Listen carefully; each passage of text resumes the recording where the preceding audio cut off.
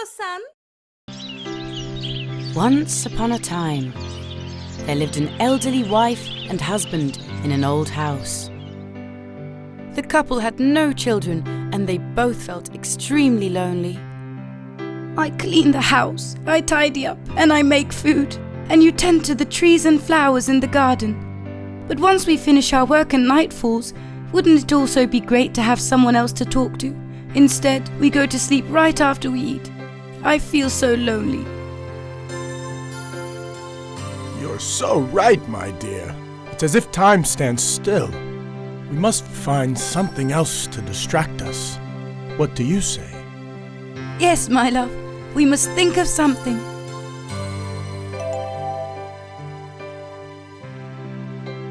You haven't made cookies in a long time.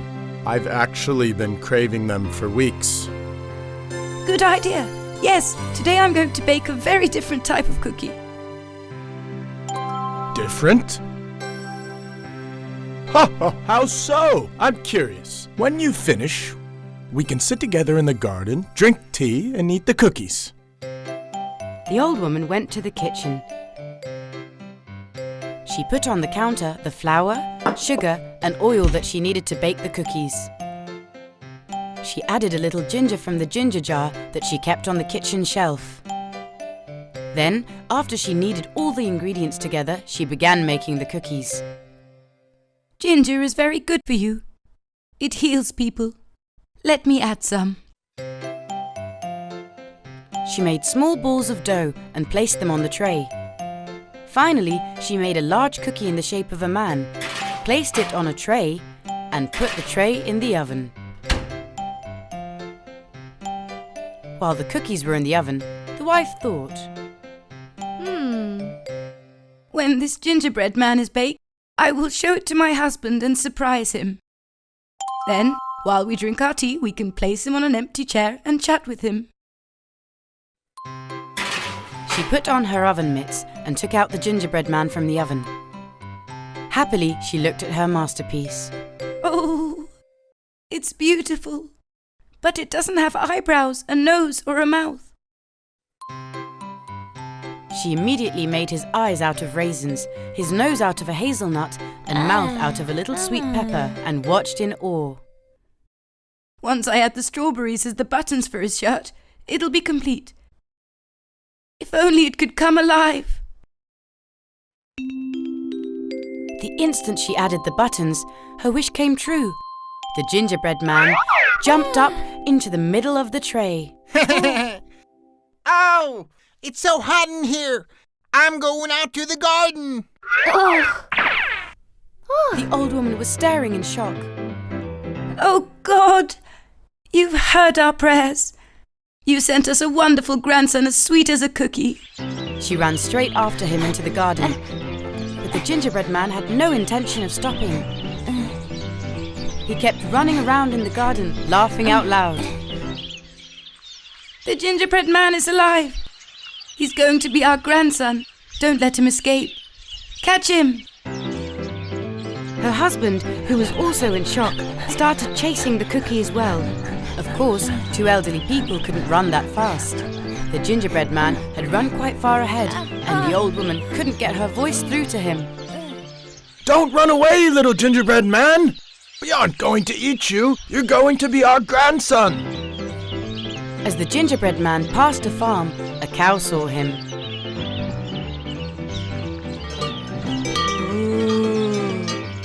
What a delicious smell! I want to eat you. I'm tired of hay. I'll catch you now. There's no way you can catch me no matter how hard you try. You keep eating your hay, you fat cow. You rude man. You just wait and see. The angry cow ran faster and chased after the cookie. The elderly couple and the cow were trying to keep up with the cookie. Passers-by stared in awe and watched them all run, trying to figure out what is going on. What a scene it was! There's no need to run. I'm faster than you.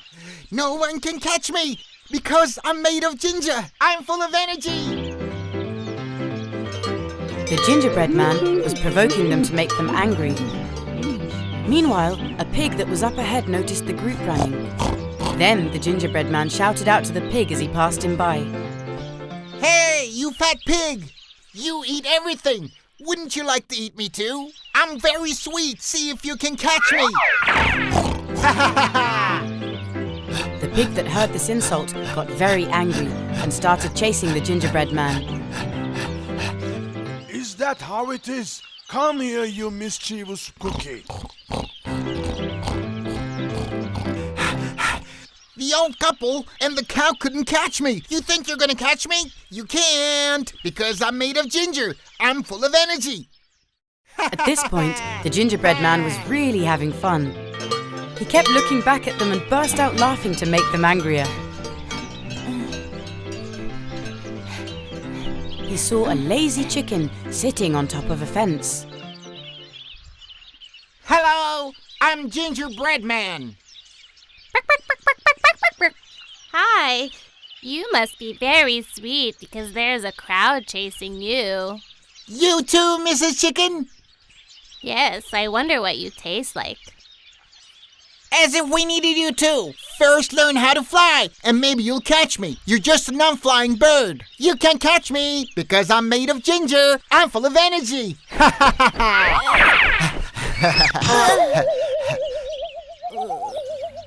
Gingerbread man kept on running and came across a grazing sheep. Hey you! Grass hat cotton bag. Catch me!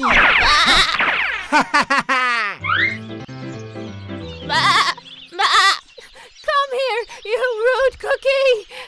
If I catch you, I'm going to eat you in a gulp! Instead of saying bye-bye, catch me and eat me. Don't say bye-bye, catch me and eat me. Don't say bye-bye, catch me and eat me. The gingerbread man made it all the way to the end of the road, meaning to the bank of a river. He knew that he couldn't go in the water or else he would melt. While he was thinking of a plan, a fox appeared out of nowhere. The crafty fox was planning to trick him so he could eat him. I can take you across. Come on, get on my back. Oh. Don't be scared. Hurry! Oh! Ah! The gingerbread man trusted the fox and jumped on his back. The fox started swimming in the river. Meanwhile, the group that was chasing the gingerbread man reached the bank of the river and watched in awe at the scene. There was a boat tied nearby. The old couple untied the boat and started to row to chase the fox down the river. The old woman knew what the fox was planning to do, so they got as close as possible. My God, please protect my small gingerbread man.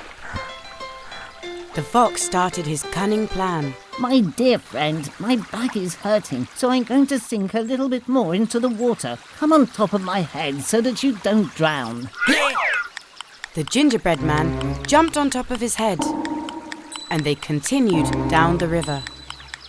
The old couple shouted, Be careful. Hold tight. Be This careful. fox wants to eat you. Don't be scared. Hold Come tight. to us. Don't be scared. Come to us. The fox realized that his plan had been ruined, so he shook his head and the gingerbread man flew in the air. The fox opened his mouth as he waited for the cookie to fall in his mouth. But the gingerbread man was quick to act and jumped into the boat. But still, he was afraid of the elderly couple. Don't be scared, gingerbread man. We would never eat you. You are our grandson now. You will be a companion to us. We now have a grandson with whom we can chat with every night. We won't get bored at all, right, my dear? Oh, really? Even after I made you chase after me and I said all those rude things to others? Of course, everyone can make mistakes.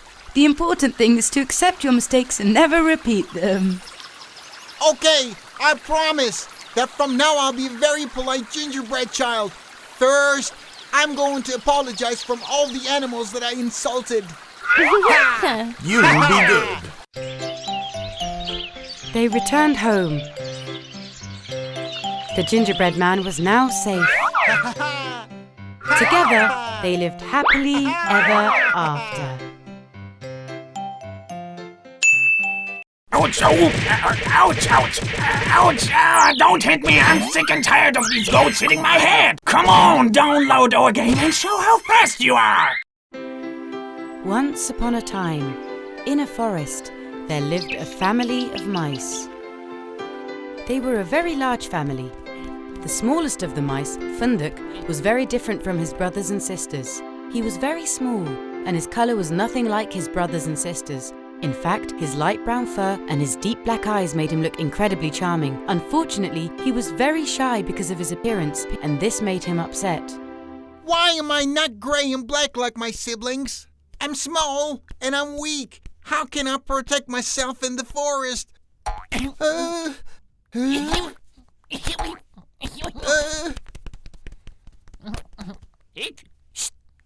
Who's there?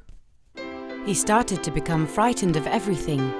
Even if a simple leaf dropped on the ground, he would jump high. His mother always tried to encourage him to be brave. Why do you worry so much?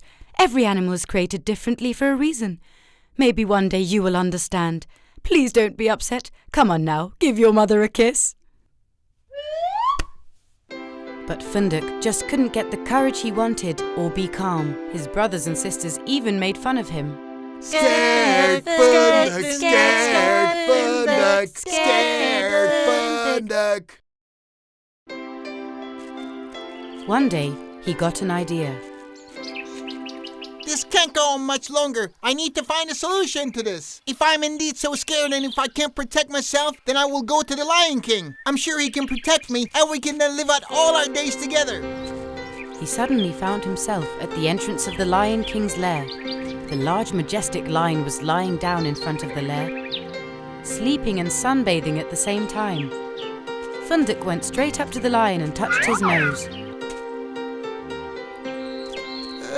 Your Majesty, good day. Please forgive me for waking you up from your sleep. The Lion King was incredibly angry that he had been woken from his nap. And who are you, little one? Why are you disturbing me while I sleep? My name is Funduk the Mouse. I have a request from you. Go ahead, tell me what's so incredibly important. Then I want to go back to my nap. The Lion King shook himself and stood up. He stared at Funduk, feeling annoyed. In fact, Funduk the Mouse was so scared under the glaring eyes of the king, he was actually shaking with fear, but he mustered the courage and explained the situation. As you can see, I'm a very small mouse, and I'm very scared of the forest. With your permission, I would like to request your protection. Help me, and maybe one day I will be able to help you. The Lion King roared loudly and tried hard not to laugh. What? You're going to help me? If you were under my feet with one wipe of my paws, you'd go flying in the air. Get lost. Before I get even angrier, go back home.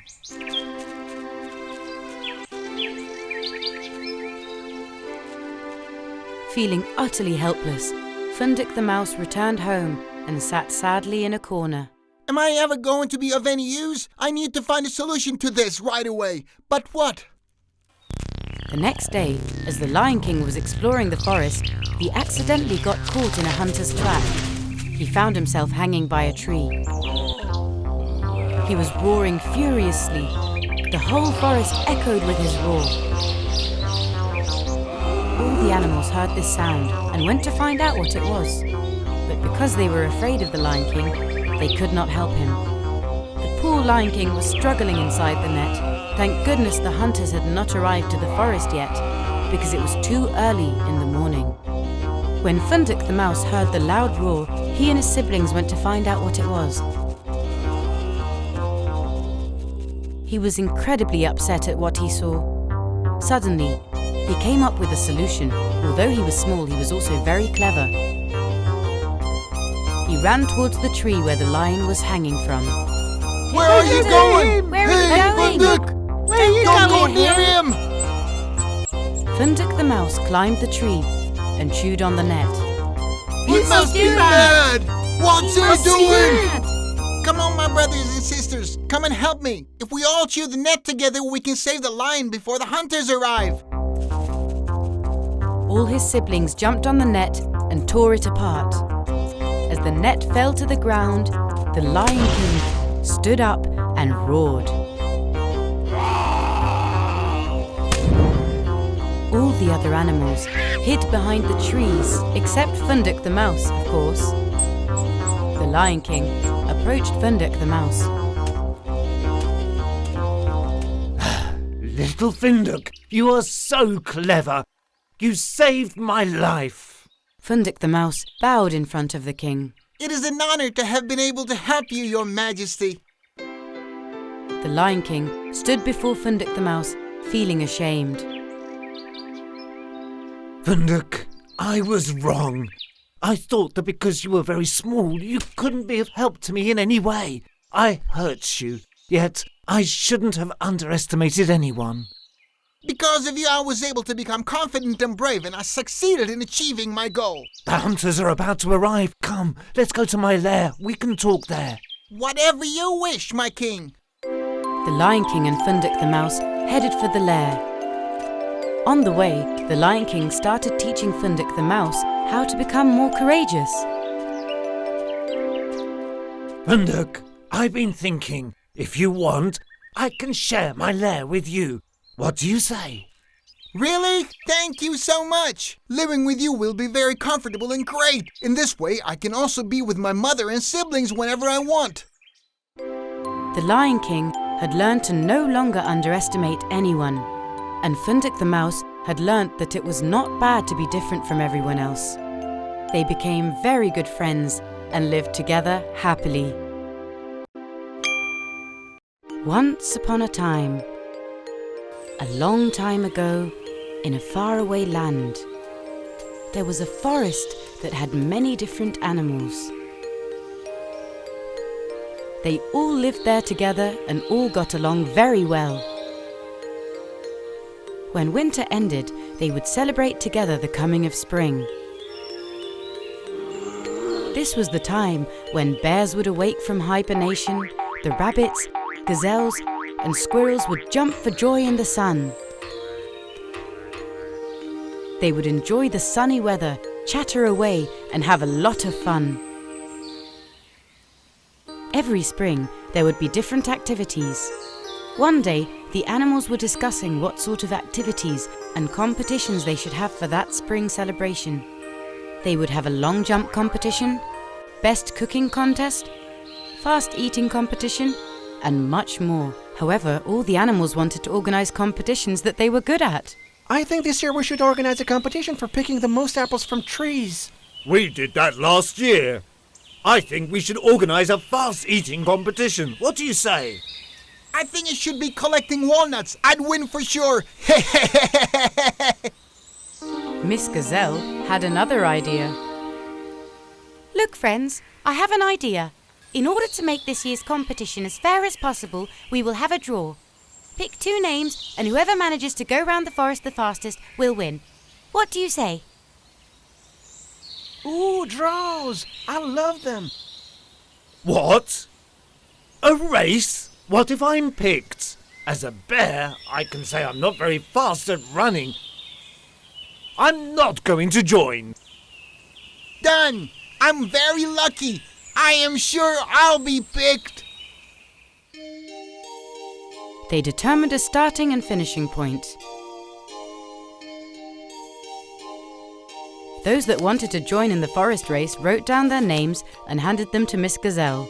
Then she, by creating a draw, picked the 2 who would be racing against each other. I'm going to join this competition for sure. I'm certain that I'll beat anyone who races against me. Because, as you all know, I'm the fastest in this forest. The hare was a know-it-all and very conceited. Everyone hoped that someone would teach him a lesson. All the animals waited in anticipation to see who would be taking part in the race. Miss Gazelle started to draw the names. Okay, friends, the results of our draw are in. Our racers are Hare and Tortoise. Everyone was very upset at the results of the draw. They were talking among themselves.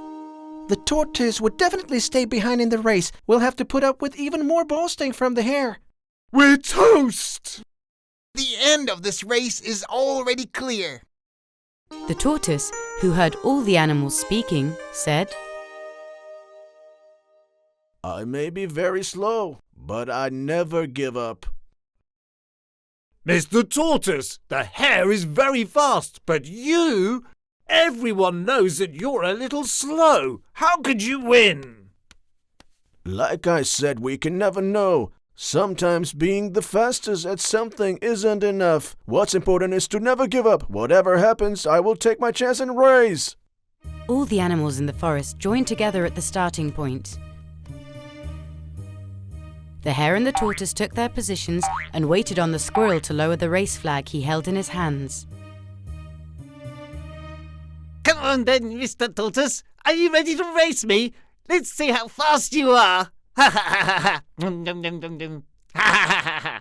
Let's see. Whoever comes to the finishing point in the forest wins. Are you ready? 1, 2, 3. The hare immediately rushed forward from the starting point. The tortoise, however, was walking slowly, inch by inch. I told you so. The result of the competition is clear. The hare ran, and at some point looked behind him. There's no one coming or going. It's impossible for the tortoise to reach me. No need to stress myself out. Let me rest a little and then continue. The hare, wanting only to rest, fell fast asleep. The tortoise, however, sweating away, was not giving up and continued to walk.